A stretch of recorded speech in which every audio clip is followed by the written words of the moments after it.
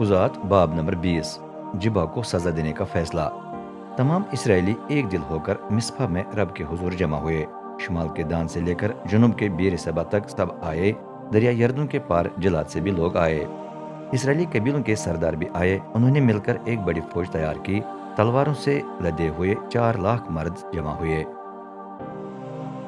بن یمینیوں کو اس جماعت کے بارے میں اطلاع ملی۔ اسرائیل نے پوچھا، ہمیں بتائے کہ یہ ہیبت ناک جرم کس طرح سرزد ہوا۔ مقتول کے شوہر نے انہیں اپنی کہانی سنائی۔ میں اپنی داشتہ کے ساتھ جبا میں آ ٹھہرا جو بن یمینیوں کے علاقے میں ہے۔ ہم وہاں رات گزارنا چاہتے تھے۔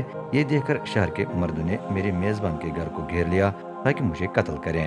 میں تو بچ گیا، لیکن میری داشتہ سے اتنی زیادتی ہوئی کہ وہ مر گئی۔ یہ دیکھ کر میں نے اس کی لاش کو ٹکڑے ٹکڑے کر کے یہ ٹکڑے اسرائیل کی میراث کی ہر جگہ بھیج دیے تاکہ ہر ایک کو معلوم ہو جائے کہ ہمارے ملک میں کتنا گھنونا جرم سرزد ہوا ہے۔ اس پر آپ سب یہاں جمع ہوئے۔ اسرائیل کے مردوں، اب لازم ہے کہ آپ ایک دوسرے سے مشورہ کر کے فیصلہ کریں کہ کیا کرنا چاہیے۔ تمام مرد ایک دل ہو کر کھڑے ہوئے۔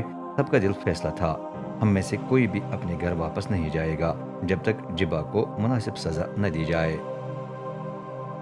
لازم ہے کہ ہم فوراً شہر پر حملہ کریں اور اس کے لیے کرا ڈال کر رب سے ہدایت لیں۔ ہم یہ فیصلہ بھی کریں کہ کون کون ہماری فوج کے لیے کھانے پینے کا بندوبست کرائے گا۔ اس کام کے لیے ہم میں سے ہر 10واں آدمی کافی ہے۔ باقی سب لوگ سیدھے جبا سے لڑنے جائیں تاکہ اس شرمناک جرم کا مناسب بدلہ لیں جو اسرائیل میں ہوا ہے۔ یوں تمام اسرائیلی متحد ہو کر جبا سے لڑنے کے لیے گئے۔ راستے میں انہوں نے بن یمین کے ہر کنبے کو پیغام بھجوایا، آپ کے درمیان گھنونا جرم ہوا ہے۔ اب جبا کے ان شریر آدمیوں کو ہمارے حوالے کریں تاکہ ہم انہیں سزائے موت دے کر اسرائیل میں سے برائی مٹا دیں۔ لیکن بن یمینی اس کے لیے تیار نہ ہوئے۔ وہ پورے قبائلی علاقے سے آ کر جبا میں جمع ہوئے تاکہ اسرائیلیوں سے لڑیں۔ اسی دن انہوں نے اپنی فوج کا بندوبست کیا۔ جبا کے 700 تجربہ کار فوجیوں کے علاوہ تلواروں سے لدے ہوئے 26,000 افراد تھے۔ ان فوجیوں میں سے 700 ایسے مرد بھی تھے جو اپنے بائیں ہاتھ سے ہلاکن چلانے کی اتنی مہارت رکھتے تھے کہ پتھر بال جیسے چھوٹے نشانے پر بھی لگ جاتا تھا۔ دوسری طرف اسرائیل کے 4 لاکھ فوجی کھڑے ہوئے اور ہر ایک کے پاس تلوار تھی۔ پہلے اسرائیلی بیت ال چلے گئے۔ وہاں انہوں نے خدا سے دریافت کیا، کون سا قبیلہ ہمارے آگے آگے چلے جب ہم بن یمینیوں پر حملہ کریں؟ رب نے جواب دیا، یہودا سب سے آگے چلے۔ بن یمین کے خلاف جنگ۔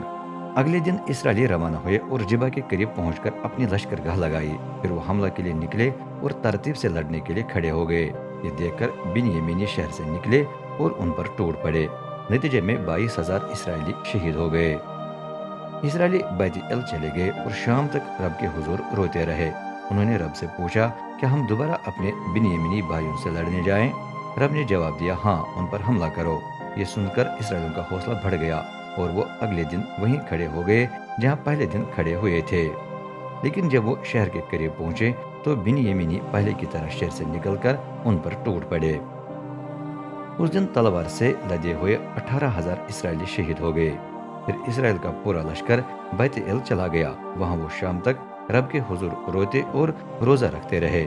انہوں نے رب کو بسم ہونے والی قربانیاں اور سلامتی کی قربانیاں پیش کر کے اس سے دریافت کیا کہ ہم کیا کریں۔ اس وقت خدا کے عہد کا صندوق بیت ال میں تھا جہاں فنہاس بن الی عزر بن ہارون امام تھا۔ اسرائیلیوں نے پوچھا، کیا ہم ایک اور مرتبہ اپنے بن یمینی بھائیوں سے لڑنے جائیں یا اس سے باز آئیں؟ رب نے جواب دیا، ان پر حملہ کرو کیونکہ کل ہی میں انہیں تمہارے حوالے کر دوں گا۔ بن یمین کا ستیہ ناس۔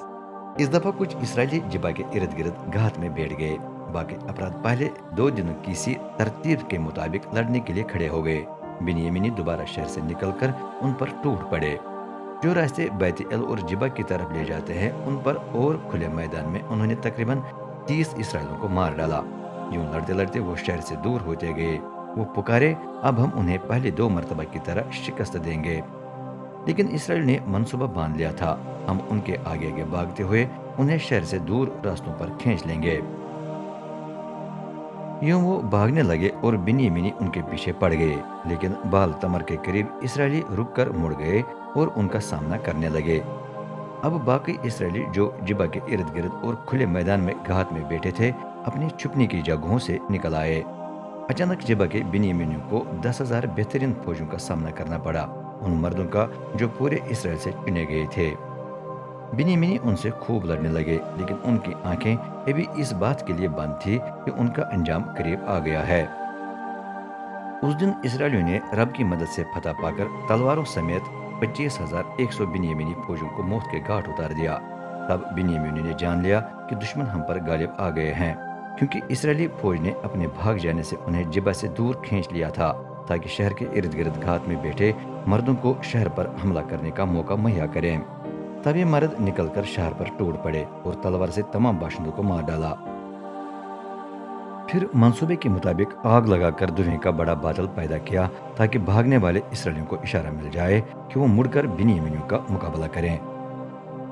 اس وقت تک بنیامینیوں نے تقریباً 30 اسرائیلیوں کو مار ڈالا تھا، اور ان کا خیال تھا کہ ہم انہیں پہلے کی طرح شکست دے رہے ہیں۔ اچانک ان کے پیچھے دھویں کا بادل آسمان کی طرف اٹھنے لگا۔ جب بنیامینیوں نے مڑ کر دیکھا کہ شہر کے کونے کونے سے دھواں نکل رہا ہے، تو اسرائیل کے مرد رک گئے اور پلٹ کر ان کا سامنا کرنے لگے۔ بنیامینی سخت گھبرا گئے، کیونکہ انہوں نے جان لیا کہ ہم تباہ ہو گئے ہیں۔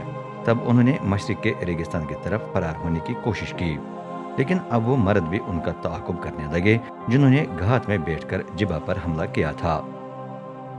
یوں اسرائیلیوں نے مفروروں کو گھیر کر مار ڈالا۔ اس وقت بنیامین کے 18,000 تجربہ کار فوجی ہلاک ہوئے۔ جو بچ گئے وہ ریگستان کی چٹان ریمون کی طرف بھاگ نکلے، لیکن اسرائیل نے راستے میں ان کے 5,000 افراد کو موت کے گھاٹ اتار دیا۔ اس کے بعد انہوں نے جدعوم تک ان کا تعاقب کیا، مزید 2,000 بنیامینی ہلاک ہوئے۔ اس طرح بنیامین کے کل 25,000 تلواروں سمیت اور تجربہ کار فوجی مارے گئے۔